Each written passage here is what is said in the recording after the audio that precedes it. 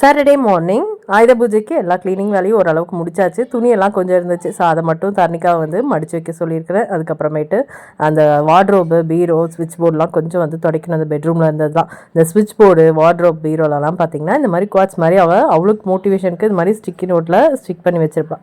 அதெல்லாம் நல்லா தான் இருக்கும் பார்க்கறதுக்கு. ஆனால் இதுக்கெலாம் எதுவுமே ஆகாமல் நான் க்ளீன் பண்ணுவோமா, அது எப்படி முடியும் தான் தெரியல.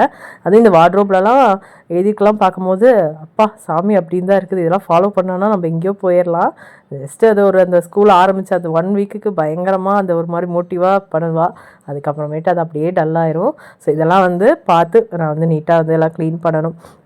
இன்றைக்கி காலையிலேயே சேர்த்து சாப்பாடு வச்சாச்சு. ஏன்னா க்ளீனிங் வேலை இருக்கும் போது நம்ம டிஃபன் தனியாக சாப்பாடு தனியாக செஞ்சுட்டு இருந்தால் நமக்கு தான் வேலை அதிகம். ஸோ காலையிலேயே எல்லாம் அதையும் முடிச்சாச்சு. சுண்டல் குழம்பு, மீல் மேக்கர் வந்து செஞ்சுருந்தேன். அடுப்பும் இன்னும் சுத்தம் பண்ணணும். நான் இந்த அவள் வந்து பால் போட்டு நான் அடிக்கடி சாப்பிடுவேன். அதனால் தர்ணிக்காவும் அதே அப்படியே பழகிட்டா.